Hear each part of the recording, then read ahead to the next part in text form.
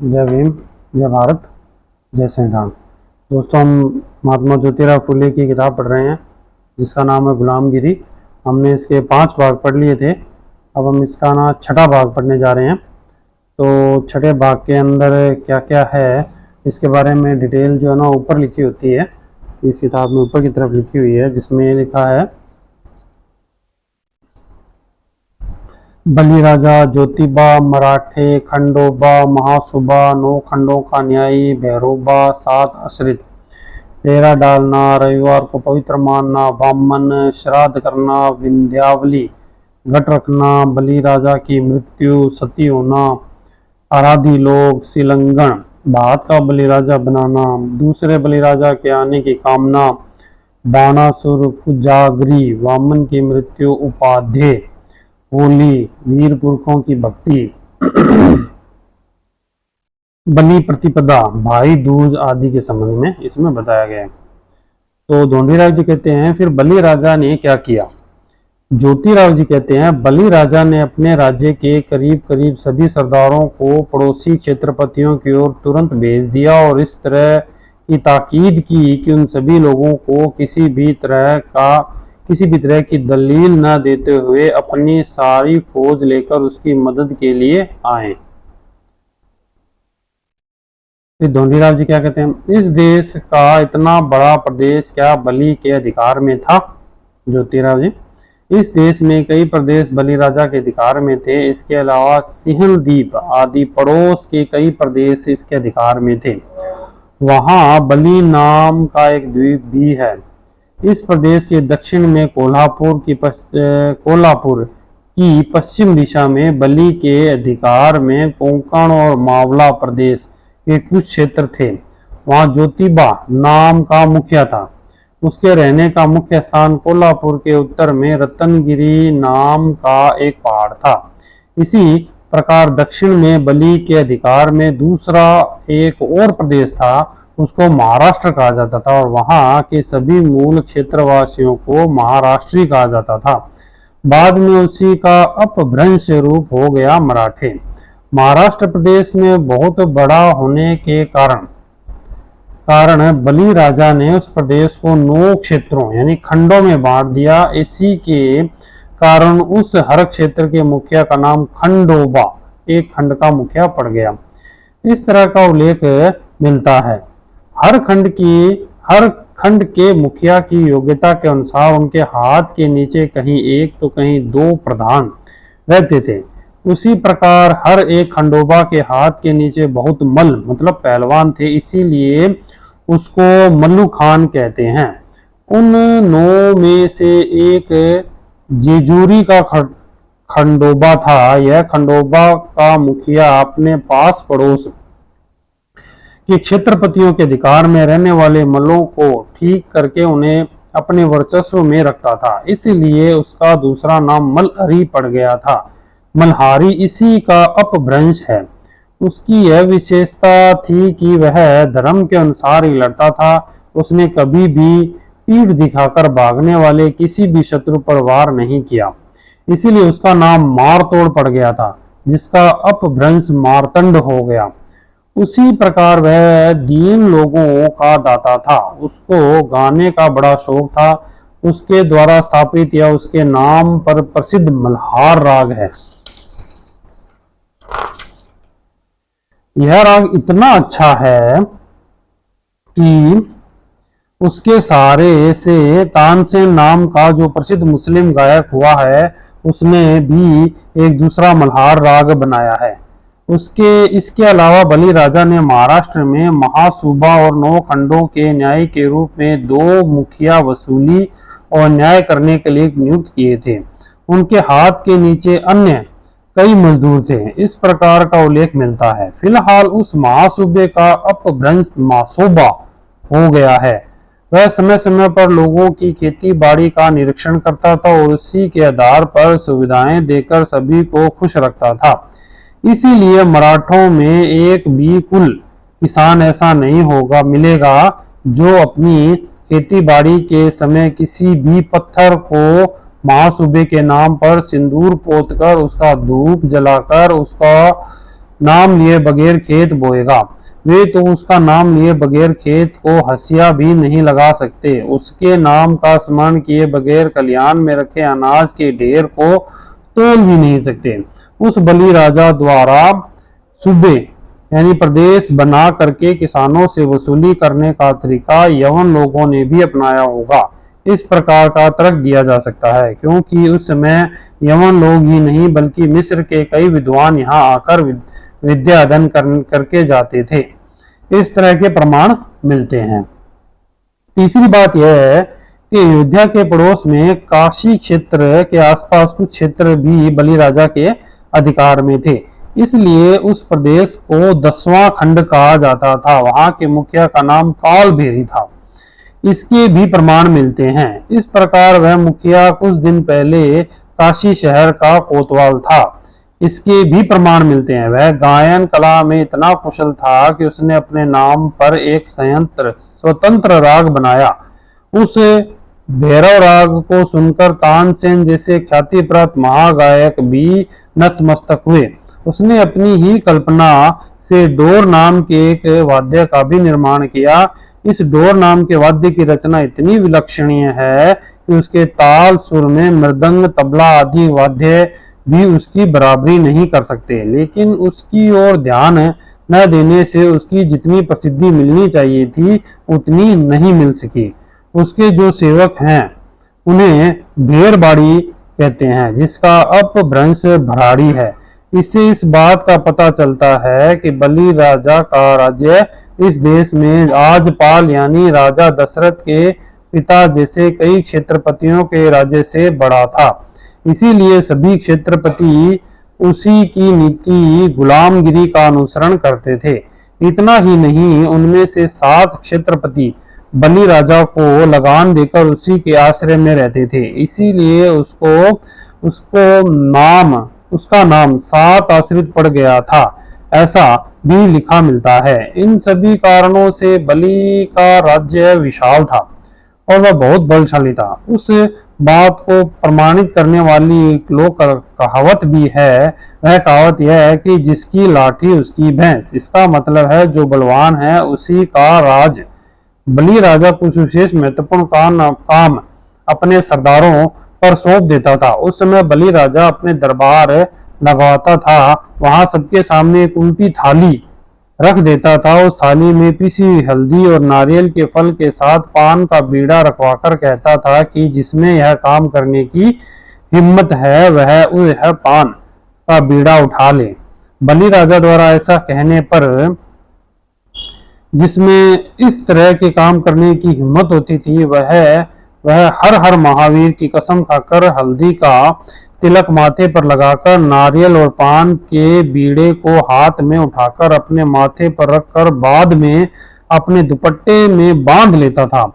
उसी वीर को बलि राजा उस काम की जिम्मेदारी सौंपा करता था। बाद में वह वीर बलि राजा की आज्ञा लेकर अपनी फौज के साथ पूरी शक्ति के साथ शत्रु की फौज पर टूट पड़ता था।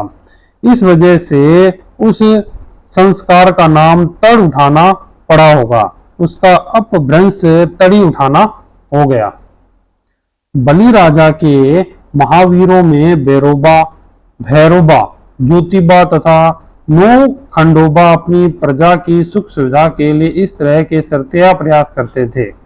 आज भी मराठों ने कोई भी अच्छा कार्य प्रारंभ करने से पहले तड़ी उठाने का संस्कार अपना रखा है। उन्होंने अपने संस्कार के तहत बहिरोबा, ज्योतिबा और खंडोबा को देवता स्वरूप मान लिया है और उनके नाम से तड़ी उठाने लगे। वे लोग हर हर महादेव, बहिरो बाचा अथवा ज्योति बाचा चांग बला इस प्रकार का युद्ध घोष करते थे और बहिरोबा या ज्योतिबा का सतती ज्ञान करते थे। इतना ही नहीं, बलि राजा अपनी सारी प्रजा के साथ महादेव के नाम से रविवार के दिन को पवित्र दिन के रूप में मनाता था।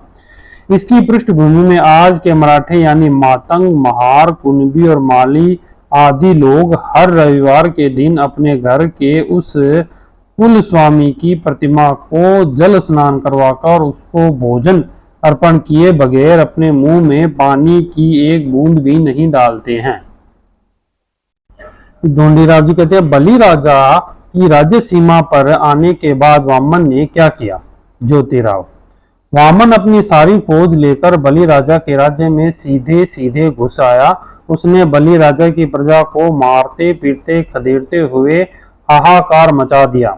इस तरह वह बलि की राजधानी तक आ पहुंचा। इसीलिए बलि राजा अपनी देश भर में फैली हुई फौज को इकट्ठा होने से पहले ही बेबस होकर अपनी निजी सेना को साथ में लेकर वामन से मुकाबला करने के लिए युद्ध भूमि में कूद पड़ा। बलि राजा भाद्रपद वद्य 1 पद से वद्य 30 तक हर दिन वामन और उसकी फौज के साथ युद्ध करके शाम को आराम के लिए अपने महल में आ जाता था। इसी वजह से दोनों ओर के जितने लोग उस पखवाड़े में एक दूसरे से लड़ते हुए मर गए, उनकी मरने की तारीखें ध्यान में रही। इसीलिए हर साल भाद्रपद माह में उस तारीख को श्राद्ध करने की परंपरा पड़ी होगी, ऐसा प्रतीत होता है। आश्विन शुद्ध 1 में एक पद से आश्विन शुद्ध 1 पद से अष्टमी तक बलि राजा वामन के साथ लड़ाई में इतना व्यस्त था कि वह सब कुछ भूल गया था और उस दरमियान अपने महल में आराम के लिए भी नहीं आ सका। इधर बलि राजा की विंध्यावली रानी ने अपने हिजड़े पंडे सेवक के द्वारा एक गड्ढा खुदवाया। उसमें उस पंडे सेवक के द्वारा जलाओ लकड़ियां डलवाई और उस गड्ढे के पास 8 रात 8 दिन तक बिना कुछ खाए पिए बैठी रही। उसने वहां अपने साथ पानी का एक कलश रख लिया था। इस तरह रानी बिना खाना खाए सिर्फ पानी के सहारे इस कामना के साथ गड्ढे के सामने 8 दिन तक बैठी रही कि इस युद्ध में उसके पति की विजय हो और वामन की बला टल जाए। इसीलिए रानी यहाँ बैठकर महावीर से प्रार्थना करती रही। इस दरमियान आश्विन शुद्ध अष्टमी की रात में बलि राजा के युद्ध में मारे जाने की खबर मिलते ही उसने उस गड्ढे में पहले से ही रखी गई लकड़ियों को आग लगाकर अपने आप को उसमें झोंक दिया।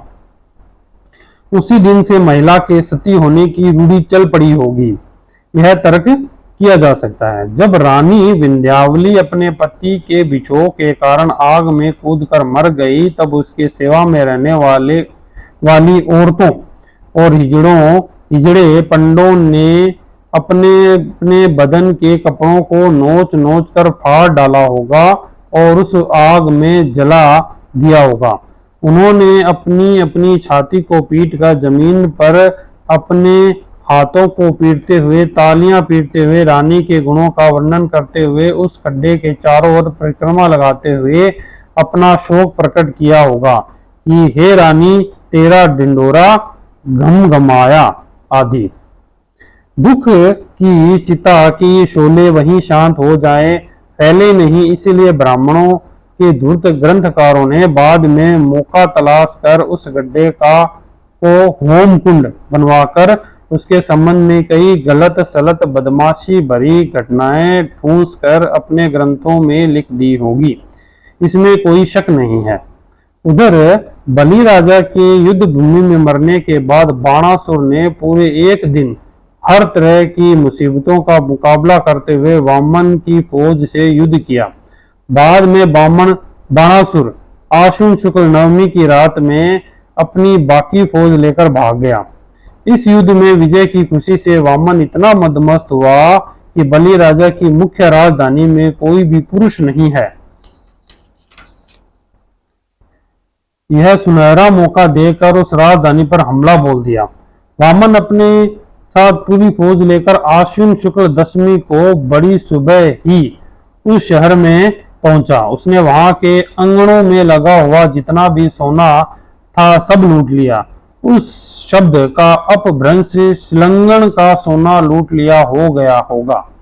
इस लूट के बाद वामन तुरंत अपने घर यानी प्रदेश लौट गया। जब अपने घर पहुंचा तो पहले से ही उसकी औरत ने मजाक के तौर पर कनकी मतलब चावल का एक बलि राजा बना करके अपने दरवाजे की दहलीज पर रखा हुआ था। वामन के घर पहुंचने के पर उसने वामन से कहा कि यह देखो, बलि राजा आपके साथ पुनः युद्ध करने के लिए आया है। यह सुनते ही उसने उस कनकी के बलि राजा को ठोकर मार कर फेंक दिया और फिर घर के अंदर प्रविष्ट किया। उसी दिन से आज तक ब्राह्मणों के घरों में हर साल आश्विन महीने में विजयदशमी को ब्राह्मण औरतें कनकी या भात का बलि राजा बनाकर घर के दरवाजे की दहलीज पर रखती हैं। बाद में अपना बायां पैर उस कनकी के बलि राजा के पेट पर रखकर कचनार की लकड़ी से उसका पेट फाड़ती हैं।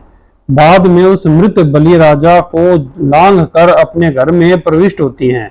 यही उनमें सदियों से चली आ रही परिपाटी है। ब्राह्मण पंडा पुरोहितों के घर में यह त्योहार बड़े उत्साह के साथ मनाया जाता है, इसीलिए इस त्योहार को ब्राह्मणों का त्योहार कहा जाता है।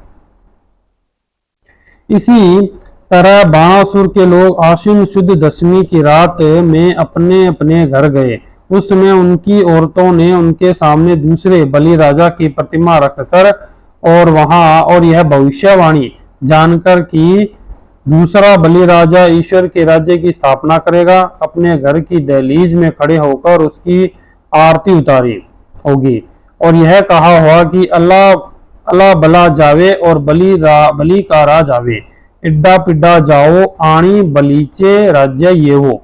उस दिन से लेकर आज तक सैकड़ों साल बीत गए, फिर भी बलि के राज्य के कई क्षेत्रों में क्षत्रिय वंश की औरतों ने हर साल अश्विन शुक्ल दशमी की शाम के समय अपने अपने पति और पुत्र की आरती उतारकर आगे बलि का राज्य आवे इस इच्छा को नहीं त्यागा है। इससे पता चलता है कि आगे आने वाला बलि राजा कितना अच्छा होगा। धन्य है वह बलि राजा और धन्य है वह राजनिष्ठा। लेकिन आज के तथाकथित मांगलिक हिंदू लोग अंग्रेज शासकों की मेहरबानी पाने के लिए तथा उनकी अंग्रेजी सत्ता में बड़े बड़े पद और प्रतिष्ठा स्थान मिले, इसीलिए ये लोग रानी के जन्मदिन पर आम सभाओं में लंबे लंबे भाषण देते हैं, लेकिन समाचार पत्रों में या आपसी बातचीत में उनके खिलाफ अपना रोष व्यक्त करने का दिखावा करते हैं। ढोंडीराव, उस समय बलि राजा द्वारा बुलाए गए सरदार क्या उसकी मदद के लिए नहीं आए? ज्योतिराव जी, बाद में कई छोटे मोटे सरदार अपनी अपनी फौज के साथ आश्विन शुक्ल 14वीं को आकर बाणासुर से मिले। उनके बाणासुर से मिलने की खबर सुनते ही बलि राज्य के कुल मिलाकर सभी ब्राह्मण अपनी जान बचाकर वामन की ओर भाग गए। उनको इस तरह भागते देखा तो वामन बहुत ही घबरा गया और उसने सभी ब्राह्मणों को इकट्ठा किया। आश्विन शुक्ल 15वीं को वे सभी इकट्ठा होकर सारी रात जागकर अपने भगवान के सामने प्रसाद स्वरूप दांव पेच तय करने लगे कि बाणासुर से अपनी रक्षा कैसे की जाए। दूसरे दिन वामन अपने बाल बच्चों के साथ सारी फौज को लेकर अपने प्रदेश की सीमा पर पहुंचकर बाणासुर का इंतजार कर रहा था। ढोंडीराव, बाद में बाणासुर ने क्या किया? ज्योतिराव, बाणासुर ने आव देखा न था, उसने एकदम वामन पर हमला बोल दिया। बाणासुर ने बाद में उसको पराजित कर दिया और उसके पास जो कुछ था सब लूट लिया। फिर उसने वामन को उसके सभी लोगों के साथ अपनी भूमि से खदेड़ हिमालय की पहाड़ी पर भगा दिया। फिर पहाड़ी को चारों ओर से घेर कर पहाड़ी के पायदान पर अपना डेरा डालकर वामन को दाने दाने के लिए इतना मोहताज कर दिया कि उसके कई लोग भूख से मरने लगे। अंत में इसी चिंता में वही पर वामन अवतार का सर्वनाश हुआ, मतलब वामन भी मर गया। वामन के मरने से बाणासुर के लोगों में खुशी की लहर दौड़ गई। वह कहने लगे कि सभी ब्राह्मणों में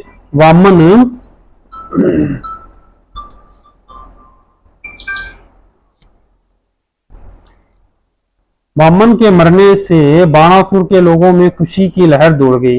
वे कहने लगे कि सभी ब्राह्मणों में वामन एक बहुत बड़ा संकट था। उसकी मौत हो जाने से हमारा शोषण उत्पीड़न समाप्त हो गया।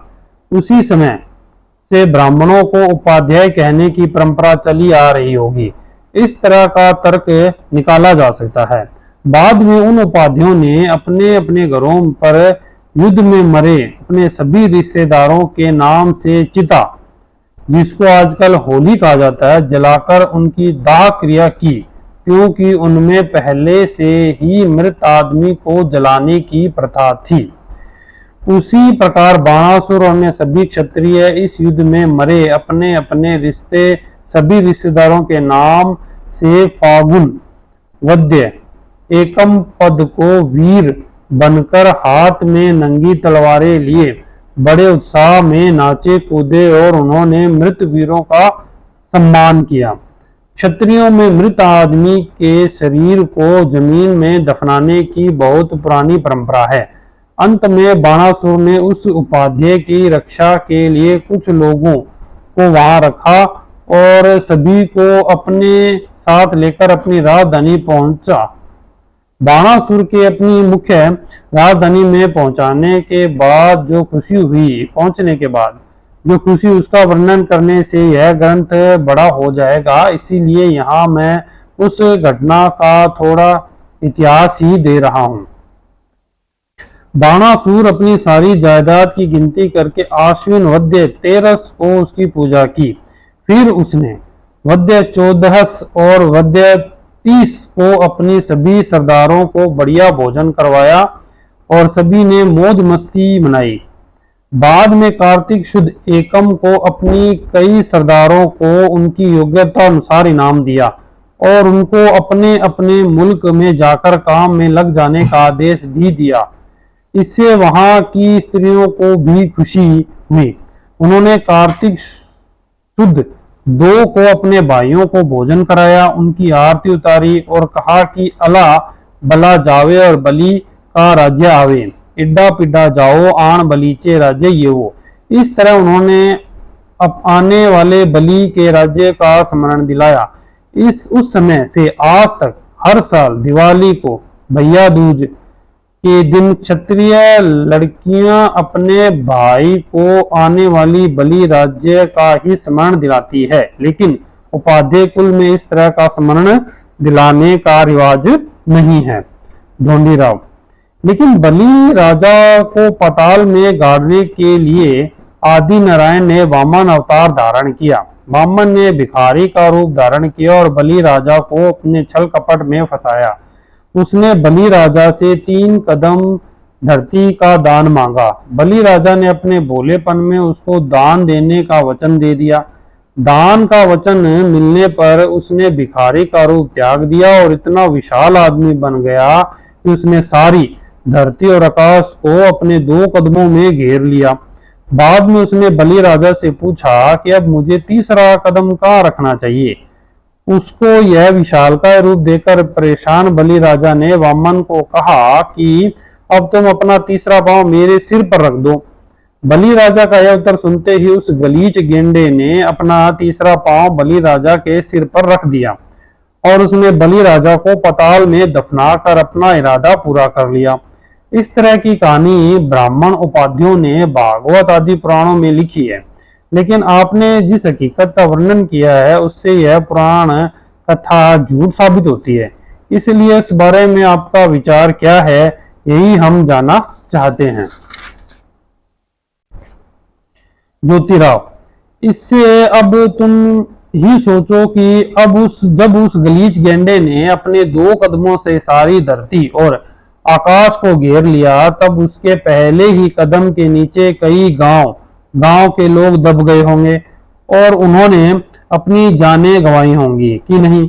दूसरी बात यह है कि उस गलीच गेंडे ने जब अपना दूसरा कदम आकाश में रखा होगा, उस समय आकाश में सितारों की बहुत भीड़ होने से कई सितारे एक दूसरे से टकरा भी गए होंगे कि नहीं।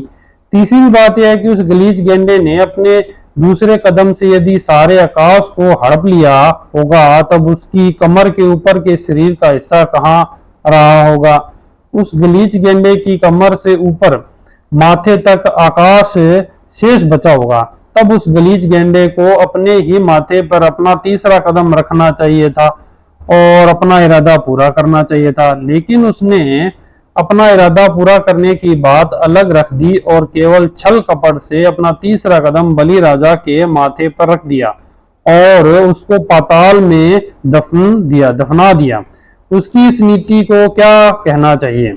ढोंडी राव, क्या सचमुच में वह गलीच गेंडा आदि नारायण का अवतार है? उसने इस तरह के सरेआम धोखेबाजी कैसे की? जो लोग ऐसे धूर्त दुष्ट आदमी को आदि नारायण का अवतार मानते हैं, उन इतिहासकारों को छी छी करते हुए हम उनका विरोध करते हैं, क्योंकि उन्हीं के लेखों से वामन छली, धोखेबाज, विनाशकारी और हरामखोर साबित होता है। उसने अपने दाता का ही, जिसने उस पर उपकार किया था, दया दिखाई, भला किया, उसी को पाताल में गाड़ दिया। ज्योतिराव, चौथी बात यह है कि उस गलीच गेंडे का सिर जब आकाश को पार करके स्वर्ग में गया होगा, तब उसको वहां बड़े जोर से चिल्लाते हुए बलि से पूछना पड़ा होगा कि अब मेरे 2 कदमों में ही सारी धरती और आकाश सिमट गए, अब आप ही बताइए कि मैं तीसरा कदम कहाँ रखें और अपना इरादा तथा आपके इरादे को कैसे पूरा करूं, क्योंकि आकाश में उस गलीच गेंडे का मुंह और पृथ्वी पर बलि राजा, इसमें अनगिनत कोसों का फासला रहा होगा। और आश्चर्य की बात यह है कि रशियन, फ्रेंच, अंग्रेज और अमेरिका आदि लोगों में से किसी एक को भी उसका संवाद का एक शब्द भी सुनाई नहीं दिया। यह कैसी अजीब बात है। उसी प्रकार धरती के मानव बलि राजा ने उस वामना नाम के गलीच गेंडे को उत्तर दिया कि तुम अपना तीसरा कदम मेरे माथे पर रख दो, फिर यह बात उसने सुनी होगी। यह भी बड़े ताज्जुब की बात है, क्योंकि बलि राजा वामन जैसा बेढंगा आदमी बना ही नहीं था। पांचवी बात यह है कि उस गलीच गेंडे के बोझ से धरती का कुछ भी नुकसान नहीं हुआ। यह भी कितने ताज्जुब की बात है। ढोंडीराम, यदि धरती की हानि हुई होती तो हम यह दिन कैसे देखते? उस गलीच गेंडे ने क्या खाकर अपनी जान बचाई होगी? फिर जब वह गलीच गेंडा मरा होगा, तब उस विशाल लाश को शमशान में ले जाने के लिए कंधा देने वाले 4 लोग कहां से मिले होंगे? यदि वह उसी जगह पर मर गया होगा तो उसे जलाने के लिए इतनी लकड़ियां कहां से मिली होंगी? यदि उस विशाल लाश को जलाने के लिए पर्याप्त लकड़ियां नहीं मिली होंगी तो उसको कुत्ते सियारों ने नोच नोच कर खा लिया होगा और उसका हलवा पस्त किया होगा कि नहीं। कहने का मतलब है कि भागवत आदि सभी पुराणों ग्रंथों में इस प्रकार की शंका का समाधान नहीं मिलता है। इससे स्पष्ट है कि उपाध्यायों ने बाद में मौका देकर सभी पुराण कथाओं में इस तरह के ग्रंथों की रचना की होगी, यह साबित होता है। तात, ज्योतिराव जी कहते हैं, तात आप उस भागवत पुराण के एक बार पढ़ लें तो आपको भी उसकी सारी बातें अच्छी तरह समझ में आ जाएंगी। यहीं पर इसका 6वां भाग समाप्त होता है। हम इसका 7वां भाग अगली बार पढ़ेंगे। गुलामगिरी पुस्तक। जय भीम, जय भारत, जय संविधान।